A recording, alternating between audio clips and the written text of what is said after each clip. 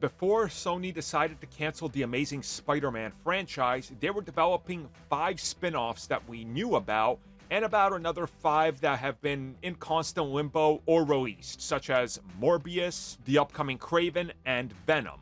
So, is it at all surprising to find out that Sony was going to jump the gun and jump the shark once again with the multiverse and a time continuum plot in the Sinister Six? So we've been learning a lot of details in regards to some of the canceled ideas Sony had and how they implemented them elsewhere and what they did with individual characters to kind of use some of these ideas, right? For Morbius or for Venom or even for some of the MCU Spider-Man films. Now we know that the Sinister Six film went through a lot of different iterations and it evolved a whole lot. We recently talked about the fact that Spider-Man at one point was in the film, and he himself was going to find himself in the Savage Land and riding dinosaurs. Well, it got even crazier.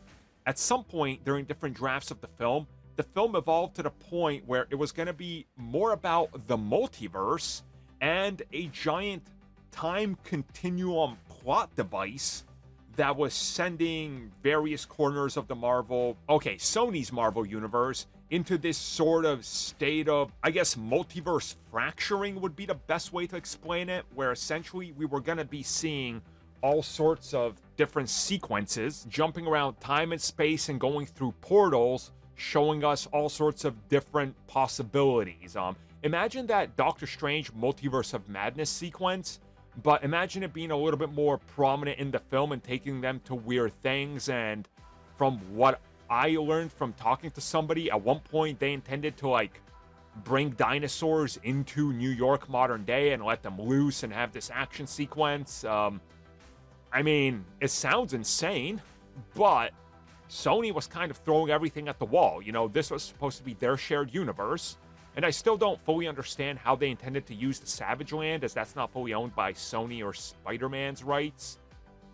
Who knows? Maybe they could use a part of it, not the full part. It doesn't really matter. Whatever the case is, though, it sounds pretty insane.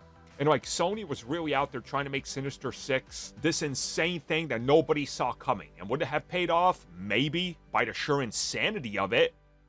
But at the same time, that universe was already struggling, and I think they made the right choice by just abandoning all of this, because the Sinister Six, from what I've heard from at least 3 different iterations of it, each time was a completely different film, and they could never settle on one until they started mashing them all together to ultimately get this weird version.